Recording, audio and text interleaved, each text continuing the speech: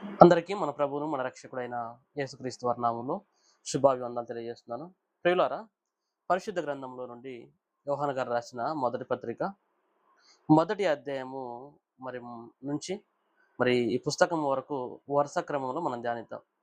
ప్రియులారా, మరి ఈ పత్రిక ఎవరు రాశారు అన్నప్పుడు యేసుక్రీస్తు వారి అపోస్తులలో 12 మందిలో ఒకరైనటువంటి యోహాను గారు రాశారు. యేసుక్రీస్తు వారికి శిష్యులు 12 మంది. ఆ 12 మందికి ఆయన పెట్టినటువంటి పేరు అపోస్తలులు. అయితే 12 మందిలో ఉన్నటువంటి యోహాను గారు. ఎవరు యోహాను అన్నప్పుడు జెబెదయి కుమారులలో ఒకడైనటువంటి యోహాను గారు. యేసుక్రీస్తు వారికి 12 మందిలో ముగ్గురు ప్రధానంగా సన్నిహితంగా మెలిగేవారుగా కనపడతారు. వారిలో ఒకరు పేతురు గారు. ఆ తర్వాత జెబెదయి కుమారులలో జెబెదయి కుమారులు ఇద్దరు. ఒకాయన యోహాను, ఇంకొక వ్యక్తి యాకోబు గారు. వీరు ముగ్గురు కూడా యేసుక్రీస్తు వారికి 12 మందిలో కూడా సన్నిహితంగా మెలిగేటువంటి వారు.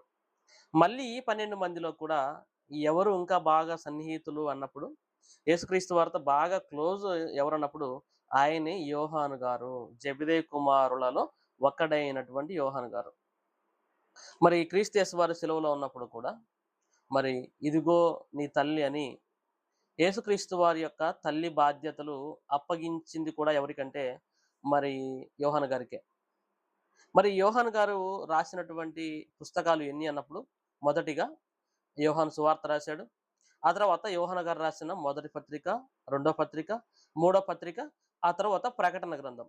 మొత్తము 5 పుస్తకాలు యోహాను గారి చేత రాయబడినవి. అందుకే ఆయనకున్నటువంటి పేరు కూడా యేసు రొమ్మున ఆనుకొనుచున్న శిష్యుడు. అంటే చాలా క్రీస్తు వారికి దగ్గరగా ఉన్నటువంటి స్నేహితుడు. యోహాను సువార్త కూడా రాయబడినటువంటి విధానం గనక మనం చూసినట్లయితే ఒక ప్రత్యేకమైనటువంటి క్రమం అక్కడ కనపడుతూ ఉంటుంది. ఒక ప్రత్యేకమైనటువంటి శైలి. ఏంటి ఆ శైలి అన్నప్పుడు, ఇదిగో యేసుక్రీస్తు వారు చేసిన సూచక్రియలు ఎక్కడ ఎన్నోవది చేశాడు నంబర్స్‌తో సహా రాయబడి ఉంటుంది. పండగల గురించి కూడా స్పెసిఫిక్‌గా ఫలాని రోజు అని మెన్షన్ చేయబడినటువంటి పుస్తకం ఏది అంటే యోహాను గారు రాసినటువంటి యోహాను సువార్త. ఇలా 5 పుస్తకాలు ఆయన రాశాడు. మనం ధ్యానించేటువంటి యోహాను గారు రాసినటువంటి మొదటి పత్రిక ఎప్పుడు రాయబడింది అన్నప్పుడు కాలం వచ్చేసరికి క్రీస్తు శకము 85 నుంచి 95 వరకు. క్రీస్తు శకము 85 నుండి 95 మధ్యలో రాయబడిందని బైబిల్ పండితుల యొక్క అంచనా. క్రీస్తు శకము 85 నుంచి 95 మధ్యలో. అంటే సుమారుగా మొదటి శతాబ్దపు చివరి కాలంలో రాయబడినటువంటి పుస్తకం. అప్పటికి సంఘం పరిస్థితి ఎలా ఉంది అన్నప్పుడు, క్రీస్తు యేసు వారు మరణించి తిరిగి లేచి పునరుద్ధానుడై వెళ్ళిపోయిన తర్వాత మరి సంఘం అనేది విపరీతంగా పెరిగిపోయింది. అపోస్తల కార్యాల గ్రంథంలో మనమంతా చూస్తాం. ఏ విధముగా సంఘం ర్యాపిడ్ గ్రోత్ చాలా విస్తరించింది. ఎంత వేగంగా విస్తరించిందో మనందరికీ తెలుసు. అక్కడ ఉన్నటువంటి చుట్టుపక్కల ప్రాంతాలు మాత్రమే కాక అనేక దేశాలకు వ్యాపించిపోయింది. అనేక మంది క్రీస్తు యేసు వారిని అంగీకరించి క్రైస్తవులుగా మారిపోయారు. అటువంటి పరిస్థితుల్లో కూడా సంఘము ఎంత స్పీడ్‌గా అభివృద్ధి చెందిందో, ఎంత వేగంగా సంఘములో యొక్క చేర్చబడిన వారి సంఖ్య పెరిగిపోయిందో, అదే విధంగా సంఘములో అబద్ధ బోధలు కూడా పెరిగిపోయాయి. సంఘములో అబద్ధ బోధలు పెరిగిపోయాయి. అంత మాత్రమే కాక క్రీస్తు యేసు వారి మీద అనేకమైనటువంటి తప్పుడు ఆరోపణలు కూడా ఎక్కువైపోయాయి. తప్పుడు సిద్ధాంతాలు కూడా ఎక్కువైపోయాయి. చాలామంది యేసుక్రీస్తు వారికి వ్యతిరేకులైనటువంటి వారు, చాలామంది కూడా అనేకమైనటువంటి అనవసరమైనటువంటి రుజువులు లేనటువంటి అనేకమైనటువంటి నిందలు మోపుతూ అనేకమైనటువంటి అబద్ధపు సిద్ధాంతాలను కూడా ప్రచారం చేశారు. అంటే ఒకవైపు క్రీస్తు యేసు వారు స్థాపించినటువంటి సంఘము ఎంత వేగంగా విస్తరించిందో, అంతే విధంగా అపవాది యొక్క అనుచరులు అబద్ధ బోధలను అంతే విధంగా అపవాది కూడా తన బోధనలు విస్తరిస్తూ వచ్చింది. ఆ బోధలు సంఘములోని కూడా తీసుకొని వచ్చేసాయి. అటువంటి పరిస్థితుల్లో సంఘములోను, సమాజంలోను క్రీస్తు యేసు వారిని గూర్చినటువంటి కొన్ని తప్పుడు సిద్ధాంతాలు, తప్పుడు మాటలు ప్రచురం అవుతున్నప్పుడు యోహాను గారు రాసినటువంటి పత్రికల్లో వాటిని గూర్చినటువంటి వివరణ, వాటిని గూర్చినటువంటి ఏదైతే వ్యతిరేకిస్తూ, ఆ తప్పుడు సిద్ధాంతాలను వ్యతిరేకిస్తూ కూడా అనేక అంశాలు యోహాను గారు పరిశుద్ధాత్మ ప్రేరేపణతో రాశారు. మరి మొదటి వచనాన్ని గనక మనం ఆలోచించినట్లయితే జీవవాక్యమును గూర్చినది, జీవవాక్యమును గూర్చింది. ఏది జీవవాక్యము? ఎవరు జీవవాక్యం అన్నప్పుడు యోహాను గారు రాసినటువంటి ఆయన మొదటి పుస్తకమైనటువంటి యోహాను సువార్తలోనే ఆయన చెప్పినటువంటి మాట చూడండి. యోహాను గారు రాసినటువంటి సువార్త మొదటి అధ్యాయము మొదటి వచనం నుంచి, ఆది యందు వాక్యముండెను, వాక్యము దేవుని యొద్ద ఉండెను, వాక్యము దేవుడై ఉండెను, ఆయన ఆది యందు దేవుని యొద్ద ఉండెను, సమస్తమును ఆయన మూలముగా కలిగెను, కలిగి ఉన్నది ఏదియు ఆయన లేకుండా కలుగలేదు, ఆయనలో జీవముండెను, ఆ జీవము మనుషులకు వెలుగై ఉండెను. ఇక్కడ జీవవాక్యమును గూర్చినది ఎవరు? జీవవాక్యము అంటే ఎవరిని గూర్చి రాస్తున్నాడు? రచయిత అయినటువంటి యోహాను గారు ప్రారంభములోనే ఆయన దేన్ని గూర్చి చెప్పబోతున్నాడో, దేని గూర్చి రాసి తెలపబోతున్నాడో ప్రపంచానికి, దేవుని సంఘములకు అది ముందుగానే తెలియజేస్తున్నాడు. ఏంటి అంటే జీవవాక్యమును గూర్చినది అంటే యేసుక్రీస్తు వారిని గూర్చినది. యేసుక్రీస్తు వారి గురించి ఆయన రాస్తున్నాడు. ఏమని రాస్తున్నాడు? ఆది నుండి ఏది ఉండెనో, ఏముంది ఆది నుండి? ఆది యందు వాక్యముండెను. యేసుక్రీస్తు వారు ఎప్పటి వాడు అని, ఎప్పటి వ్యక్తి అని ప్రచారం చేస్తున్నాడు యోహాను గారు అన్నప్పుడు, యేసుక్రీస్తు వారు చాలా మంది కూడా ఈనాడు మరి యేసుక్రీస్తు వారికి వ్యతిరేకులైనటువంటి వారు, ఆయన గూర్చి తెలియనటువంటి వారు, ఆయన కేవలము 2000 సంవత్సరాల క్రితం వచ్చిన వాడు కదా, అంతకు ముందు లేడు అన్న భావంతోనే మాట్లాడతారు. యేసుక్రీస్తు వారు ఈ మధ్య కాలం వాడు కదా, 2000 సంవత్సరాల క్రితమే కదా, అంతకంటే ముందు చాలా మతాలున్నాయి, చాలా మంది వ్యక్తులున్నారు అంటూ ఉంటారు. కానీ యేసుక్రీస్తు వారు ఎప్పటి వాడో పరిశుద్ధాత్ముడు యోహాను గారి చేత బయలుపరచబడుతున్న సంగతిని మనం ఆలోచిస్తే, జీవవాక్యమును గూర్చినది అంటే యేసుక్రీస్తు వారిని గూర్చిన విషయాలు మాట్లాడుతున్నాడు. ఎప్పటి వాడైనా ఆది నుండి ఏది ఉండెనో, ఆది యందు వాక్యం ఉండెను. ఆది అంటే ప్రారంభములో ఉన్నాడు యేసుక్రీస్తు వారు. ఎప్పటి వాడు యేసుక్రీస్తు వారు అన్నప్పుడు కేవలం 2000 సంవత్సరాల క్రితం ఆయన కాదు. ఆయన చరిత్ర కేవలం 2000 సంవత్సరాలు కాదు. ఎంత ఆయన చరిత్ర అన్నప్పుడు ఆది యందు ఈ సర్వ సృష్టి కలిగింపక మునుపే ఉన్నటువంటి ఆయన. సర్వ సృష్టి నిర్మించకబడక మునిపే ఉన్నటువంటి ఆయన. సర్వ సృష్టి నిర్మింపబడక మునిపే ఉన్న దేవుడు యేసుక్రీస్తు వారు. ఆది యందు ఏది ఉండెనో, ప్రేమైన వారలారా, ఎప్పటివాడు యేసుక్రీస్తు వారు? ఆది. సకల సృష్టికి ఆయనే ఆది ప్రారంభికుడు. అందుకే అంటున్నాడు యోహాను సువార్తలో, కలిగి ఉన్నది ఏదియో ఆయన లేకుండా కలుగలేదు. అంటే మన కంటితో చూస్తున్నటువంటి సృష్టి కావచ్చు, కంటికి కనబడనటువంటి సృష్టి కావచ్చు, సమస్తము ఎవరి మూలముగా కలిగాయి, ఎవరి చేత కలిగాయి అన్నప్పుడు ఆయనే మన ప్రభు అయిన యేసుక్రీస్తు ద్వారానే కలిగించబడ్డాయి. ఆయనే సర్వ సృష్టికి ప్రారంభికుడు. ఆది. ఆదియు నేనే, అంతము నేనే, అల్ఫయు నేనే, ఒమేగయు నేనే అంటాడు. ప్రియమైన వారలారా, ఆయన ఆదిలో నుంచే ఉన్నవాడు. చాలా మంది తప్పుడుగా మాట్లాడుతున్నటువంటి సహోదరులు తెలుసుకోవాల్సింది, క్రీస్తు వారి చరిత్ర కేవలం 2000 సంవత్సరాల క్రితంది కాదు. సృష్టి ఆరంభములోనే, సృష్టి ఆరంభానికి ముందే, సృష్టికి ముందే ఉన్నవాడు. సృష్టి కలిగించబడింది ఆయన వలననే, ఆయన మూలముగానే కలిగిందన్న వాస్తవాన్ని ప్రియమైనటువంటి సహోదరులందరూ తెలుసుకోవాలి.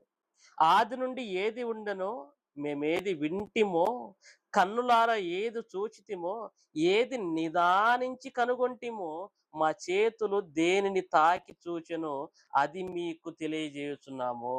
ఫస్ట్‌లోనే పరిచయపు మాటలుగా ఆయన మాట్లాడుతున్నటువంటి మాటల విధానం మనకు కొత్తగా అనిపించవచ్చు. ప్రత్యేకమైనటువంటి శైలిలో మనకు కనపడుతుంది. ఏమంటున్నాడు? ఆది నుండి ఆయన ఉన్నవాడు. ఉన్నటువంటి ఆయనను, ఆయన మాటలను మేము వింటిమి. ఏం చేశారంట?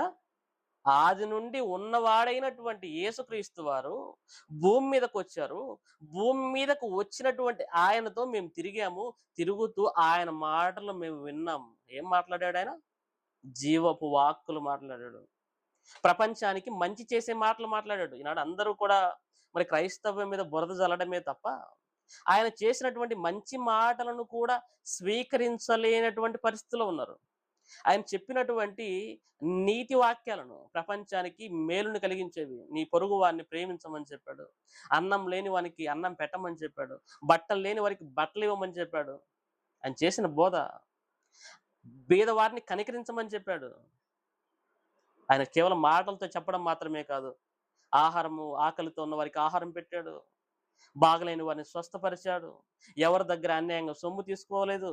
ఆయన అనేకులకు విస్తారమైనటువంటి లెక్కలేనన్ని మేలులు చేశాడు. లెక్కలేనన్ని మంచి మాటలు, సమాజపు హితవు కోరి, ప్రపంచపు మంచిని కోరి, ప్రపంచాన్ని మంచి మార్గంలో నడిపించాలని ఎన్నో మాటలు క్రీస్తు వారు బోధించాడు.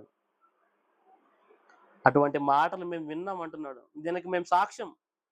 పరలోకంలో ఉన్నటువంటి ఆయన, ఆది అయి ఉన్నటువంటి దేవుడు భూమి మీదకు వస్తే, ఆ దేవుడైనటువంటి యేసుక్రీస్తు వారి మాటలు మేము విన్నాము. తర్వాత కన్నులారా చూసాం, ఆయనని కన్నులారా చూసాం. ఏది నిదానించి కనుగొంటిమో, ఏం చేశారంట? నిదానించి కనుగొన్నారు.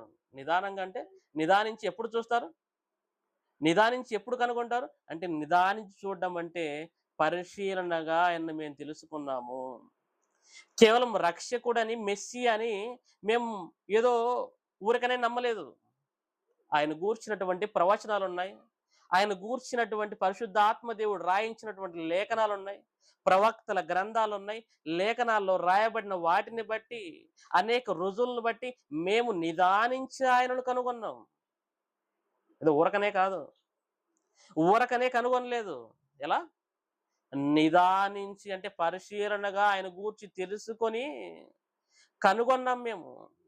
తర్వాత మా చేతులు దేనిని తాకి చూచెనో, మా చేతులు దేనిని తాకి చూచెను. ఎవరిని తాకాయంట?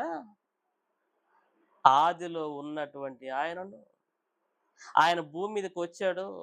కలిగి ఉన్నదేదియు ఆయన లేకుండా కలుగలేదని ఎవరిని గూర్చి రాయబడిందో, ఆదియందు ఉన్న వాక్యం అని ఎవరిని గూర్చి రాయబడిందో, ఆయన భూమి మీదకు వచ్చాడు. తండ్రి అయిన దేవుని చేత పంపబడ్డాడు. పంపబడిన ఆయన మాటలు మేము విన్నాము. ఆయన్ను కన్నులారా చూచాము. ఆయన్ను పరిశీలనగా నిదానించి కనుగొన్నాము. మా చేతులు కూడా ఆయన తాకాయి. మా చేతులు కూడా ఆయన తాకి చూచాయి. అది మీకు తెలియజేయుచున్నాము. ఎందుకు? ఆయన తాకాము, ఆయన మాటలు విన్నాము. ఆయన యొక్క మాటలను వినడం మాత్రమే కాదు, ఆయన కన్నులారా చూచామని ఎందుకు ప్రత్యేకంగా ఇవన్నీ మాట్లాడుతున్నాడు గ్రంథకర్త అన్నప్పుడు, దానికి ఒక ప్రత్యేకమైనటువంటి కారణం ఉంది. ఏంటి అంటే, మరి ఆ రోజుల్లో క్రీస్తు శకం మొదటి శతాబ్దంలో ఒక అబద్ధ సిద్ధాంతము లోకంలో ప్రవేశించి వెళ్ళిపోయింది. ఏంటంటే దాని పేరు నోస్టిజం అనేటువంటిది. ఏంటది? నోస్టిజం అనేటువంటి సిద్ధాంతము అప్పటికే ప్రపంచంలో మరి ఆనాటి కాలంలో మరి వెళ్ళిపోతుంది, ముందుకి బాగా సాగిపోతుంది. ఏంటి ఆ సిద్ధాంతం యొక్క ప్రధానమైనటువంటి మూలపు మాటలు ఏంటి అన్నప్పుడు, ఆ సిద్ధాంతము దేని మీద ఆధారపడింది, వాళ్ళు పెట్టుకున్న నియమాలు ఏంటి అన్నప్పుడు, యేసుక్రీస్తు వారు శరీరధారి అయి రాలేదు అన్నది ఆ సిద్ధాంతం యొక్క మూలం. ఆ సిద్ధాంతం యొక్క భావం ఏంటి? ఆ సిద్ధాంతం యొక్క మూల సిద్ధాంతం ఏంటి? దేని మీద ఆధారపడి ఉంది అన్నప్పుడు, యేసుక్రీస్తు వారు శరీరధారి అయి రాలేదు. ఆయన ఎలా వచ్చాడు అంటే, ఆత్మరూపిగా వచ్చాడు అని వారొక సిద్ధాంతాన్ని, ఒక తప్పుడు సిద్ధాంతాన్ని, ఆత్మరూపిగా వచ్చాడు. ఆయన శరీరం రూపంతో రాలేదు. శరీరం అనేది ఊరికి నిష్ప్రయోజనమైనదే. దానివల్ల మరి ఎటువంటి ఉపయోగం లేదు. ఆయన వచ్చింది ఆత్మరూపిగానే వచ్చాడు అన్న ఒక తప్పుడు సిద్ధాంతాన్ని మరి లోకములో ప్రచురం చేస్తూ ఉన్నప్పుడు, మరి శరీరధారియే రానప్పుడు, మరి ఆయన అందరి కొరకు ప్రాణము పెట్టింది కూడా అబద్ధంగా మారిపోతుంది. దాన్ని కూడా తప్పుడుగా చిత్రీకరించారు. అంటే శరీరధారి రాలేదంటే అర్థం ఏంటి? ఆయన పాపులందరి కొరకు ప్రాణం పెట్టలేదు అని అర్థం వస్తుంది. కాబట్టి ఈ తప్పుడు సిద్ధాంతాన్ని ఖండించాలి గనుక పరిశుద్ధాత్ముడు యోహాను గారిని ప్రేరేపించి, ఇదిగో ఈ మాటలు రాయిస్తున్నాడు. ఏమని? మేము ఆదిలో ఉన్నటువంటి వాక్యమై ఉన్న దేవుణ్ణి మేము చూసాం. ఆయన మాటలు విన్నాం. ఆయన ప్రత్యక్షంగా తాకాం. ఆయన పరిశీలనగా తెలుసుకున్నాం. అంటే ఆయన శరీరధారి అయి వచ్చాడు, దానికి మేము సాక్షులము అన్న వాస్తవికతను యోహాను గారు తెలియజేస్తూ మాట్లాడుతున్నారు. నోస్టిజం అనేటువంటి సిద్ధాంతం, ఈ సిద్ధాంతాన్ని రూపుమాపాలి. ఈ తప్పుడు సిద్ధాంతాన్ని తీసివేయాలి కాబట్టే ఇటువంటి మాటలన్నీ పరిశుద్ధాత్ముడు రాయించాడు యోహాను గారి చేత. దానికి ప్రత్యక్షంగా మేము సాక్షులమని చెప్తున్నాడు చూడండి. రెండవ వచనంలో ఆ జీవము ప్రత్యక్షమాయెను. ఆ జీవము ప్రత్యక్షమాయెను అంటే మేము చూసాం కనులారా. దానికి మేమంతా విట్‌నెస్, మేము సాక్షులం మేము. పరలోకములో ఉన్నటువంటి జీవమైనటువంటి జీవవాక్యమైనటువంటి యేసుక్రీస్తు వారు భూమి మీదకొస్తే ఆయనతో మేము తిరిగిన వారము, ఆయనతో కలిసి భోజనం చేసిన వారము, ఆయన మాటలు విన్నవారము, ఆయన తాకి చూసిన వారము. ఈ తప్పుడు సిద్ధాంతం ఆపండి. నోస్టిజం అనేటువంటి సిద్ధాంతాన్ని తీసివేయండి. ప్రేమైన వారలారా, ఆ జీవము ప్రత్యక్షమాయెను. తండ్రి యొద్ద ఉండి మాకు ప్రత్యక్షమైన ఆ నిత్య జీవమును మేము చూచి ఆ జీవమును గూర్చి సాక్ష్యమిచ్చుచు దానిని మీకు తెలియజేయుచున్నాము. ఏమంటున్నాడు? తండ్రి యొద్ద ఉండి మాకు ప్రత్యక్షమైన ఆ నిత్య జీవమును మేము చూచి, నిత్య జీవం ఏమైందంట? నిత్య జీవానికి రూపు ఎవరు? నిత్య జీవానికి శరీర ఆకారం ఎవరు? ఆయనే మన ప్రభు అయిన యేసుక్రీస్తు వారు. ఆ నిత్య జీవాన్ని మేము కన్నులారా చూసాము. ఆ జీవమును గూర్చి మేము సాక్ష్యం ఇస్తున్నాం. సాక్ష్యం అంటే కేవలం ఒకరు కాదు. ఎంతమంది? 12 మంది అపోస్తలులు ఉన్నారు. అంత మాత్రమే కాదు. అనేక మంది విస్తారమైనటువంటి ఆయన అనుసరించిన జనాలు ఉన్నారు. విస్తారమైనటువంటి అనేకమైనటువంటి సూచనలు ఆయన చేశాడు. అప్పుడున్నటువంటి రాజ్యాలు, రాజులు, అధిపతులు అందరూ కూడా ఆయన శరీరధారి వచ్చాడని అనుటకు రుజువు. నేడు ప్రపంచ చరిత్రలో క్రీస్తు యేసు వారు రాలేదు శరీర రూపంలో అని ఎవరైనా చెప్పమనండి? ఎవరు చెప్పలేరు. అలాంటి తప్పుడు సిద్ధాంతాలు వచ్చాయి కానీ అవన్నీ కూడా రూపుమాపిపోయాయి. క్రీస్తు యేసు వారి మీద వచ్చినటువంటి తప్పుడు ఆరోపణలు ఏవి కూడా నిలబడవు. ఎందుకంటే వాటికి బేస్ లేదు. ఏదో బురద జల్లాలని మాట్లాడడం తప్ప, ఏదో తప్పుడుగా చిత్రీకరించాలని మాట్లాడడం తప్ప వాటికి ఎటువంటి ఆధారాలు ఉండవు. ప్రియమైన వారలారా, దానిని మీకు ఆ జీవమును గూర్చి మేము సాక్ష్యం ఇచ్చుతూ దానిని మీకు తెలియపరుచుతున్నాము. ఇంకా అదే పత్రికలో అదే పత్రికలో 5వ అధ్యాయం చూడండి. 5వ అధ్యాయము మొదటి వచనంలో యేసే క్రీస్తయి ఉన్నాడని నమ్ము ప్రతి వాడును దేవుని మూలముగా పుట్టి ఉన్నాడు. పుట్టించిన వానిని ప్రేమించు ప్రతి వాడును ఆయన మూలముగా పుట్టిన వానిని ప్రేమించును. ఎవరు ఇవన్నీ కూడా? ఏమంటున్నాడు? యేసే క్రీస్తయి ఉన్నాడని నమ్ము ప్రతి వాడును దేవుని మూలముగా పుట్టి ఉన్నాడు. ఎవరు? ఎలా నమ్మాలి క్రీస్తు వారిని? యేసుక్రీస్తు వారిని? యేసే క్రీస్తు అని నమ్మాలి. అంటే యేసుక్రీస్తు వారే అభిషిక్తుడు, తండ్రి వలన పంపబడినటువంటి మెస్సియా నమ్మాలి. అలా నమ్మిన వారే దేవుని కుమారులు అని బైబిల్ సెలవిస్తోంది. ఇంకా చూడండి, అది యోహాను గారు రాసినటువంటి మొదటి పత్రిక. యోహాను గారు రాసినటువంటి మొదటి పత్రిక 2వ అధ్యాయము 23వ వచనం. కుమారుని ఒప్పుకొనని ప్రతి వాడును తండ్రిని అంగీకరించువాడు కాడు. కుమారుని ఒప్పుకొనివాడు తండ్రిని అంగీకరించువాడు. ఎవరంట? కుమారుడైనటువంటి క్రీస్తు యేసు వారిని ఏం చేయాలి? అంగీకరించాలి. ఆయన లోకానికి వచ్చాడు అని, ఆయన శరీరధారి వచ్చాడని, ఈ లోకంలో జీవించాడని, ప్రపంచానికి రక్షణను అందించాడన్న వాస్తవాన్ని ప్రతి ఒక్కరు కూడా నమ్మాలి. అలా నమ్మితేనే దేవుని కుమారుడు. నమ్మకపోతే నువ్వు తండ్రిని కూడా అంగీకరించువాడవు కావు. ఆనాడు తండ్రిని మాత్రమే అంగీకరించి కుమారుడైన క్రీస్తు యేసు వారిని నమ్మక, కుమారుడైన క్రీస్తు యేసు వారి శరీరధారి అయిన వచ్చాడని నమ్మక ఆయన ఇస్తున్నటువంటి రక్షణను తృణీకరించిన వారు అనేకులు ఉన్నారు. అటువంటి వారందరినీ దృష్టిలో పెట్టుకొని రాయబడినటువంటి పత్రిక. అటువంటి వారందరినీ దృష్టిలో పెట్టుకొని రాయబడిన పత్రిక. చాలా మంది కూడా తండ్రిని మాత్రం ఓకే తండ్రిని నమ్ముతారు కానీ కుమారుణ్ణి అయిన క్రీస్తు యేసు వారు నమ్మని సమాజం ఆ రోజుల్లో ఉంది. కుమారుణ్ణి తీవ్రంగా వ్యతిరేకించే వారు ఉన్నారు. వాళ్ళందరిని దృష్టిలో పెట్టుకొని రాశాడు. మీరు తండ్రిని మాత్రమే ఒప్పుకుంటే సరిపోదు, కుమారుడైన క్రీస్తు యేసు వారిని కూడా అంగీకరించాలి. ప్రియమైన వారలారా, ఇటువంటి సంగతులన్నీ కూడా మరి యోహాను గారి చేత పరిశుద్ధాత్మ దేవుడు రాయించాడు. ప్రియులారా, యోహాను గారు రాసినటువంటి మొదటి పత్రిక 4వ అధ్యాయము మొదటి వచనం నుంచి కొన్ని వచనాలు మనం చూద్దాం. యోహాను గారు రాసిన మొదటి పత్రిక 4వ అధ్యాయము మొదటి వచనం నుంచి. ప్రియులారా, అనేకులైన అబద్ధ ప్రవక్తలు లోకములోనికి బయలువెళ్ళి ఉన్నారు గనుక ప్రతి ఆత్మను నమ్మక ఆయా ఆత్మలు దేవుని సంబంధమైనవో కావో పరీక్షించుడి. ఏమని హెచ్చరిస్తున్నాడు యోహాను గారు? అనేకమైనటువంటి అబద్ధ ప్రవక్తలు లోకంలోనికి వచ్చేసారు, బయలు వెళ్ళారు. ఎప్పుడు? ఇప్పుడు కాదు, అప్పట్లోనే అనేక మంది ఉన్నారంటే ఇప్పుడు ఇంకెంతమంది ఉన్నారో మనం ఊహించుకోవచ్చు. ప్రారంభ శతాబ్దంలోనే మొదటి 100 సంవత్సరాల్లోనే ఎంతమంది? అనేక మంది. మరి ఇప్పుడు 21వ శతాబ్దంలో ఉన్నామంటే ఆ అనేక మంది కాస్త ఎంతమంది అయిపోయారో మనం ఊహించుకోవచ్చు. ఏమని చెప్తున్నాడు? కాబట్టి ఆయా ఆత్మలు ప్రతి ఆత్మను నమ్మక.